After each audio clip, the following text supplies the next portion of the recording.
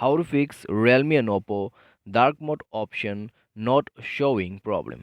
नमस्कार दोस्तों, स्वागत है आप सभी का तिकराज यूट्यूब चैनल पर। तो दोस्तों, अगर आपके फ़ोन पे डार्क मोड का ऑप्शन नहीं है तो कैसे उसको फिक्स करना है, आज के इस वीडियो पर मैं आपको इसी के रिगार्डिंग पर सॉल्यूशन देने वाला हूं। तो अगर दोस्तों आपको भी फिक्स करना है ये प्रॉब्लम, तो आज के इस वीडियो को पूरा जरूर देखें, सॉल्यूशन को फॉलो करें, आपका प्रॉब्लम डेफिनेटली फिक्स हो जाएगा। ठीक है, तो आइए देखते हैं दोस्तों यहाँ पर कैसे कैसे हमें सॉल्यूशन करना है।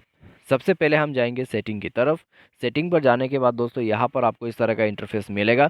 तो मेरे पास दोस्तों यहाँ पर डार्क मोड है, अगर आपके पास नहीं है तब आपको क्या करना है।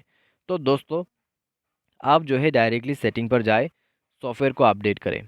जैसे आप सॉफ्टवेयर को अपडेट करोगे, आपको मिलेगा डार्क मोड का ऑप्शन, इस वाले ऑप्शन पे डिस्प्ले एंड ब्राइटनेस। तो यहाँ पे है डार्क मोड, तो डार्क मोड को आप वहाँ से यूज़ कर सकते हैं।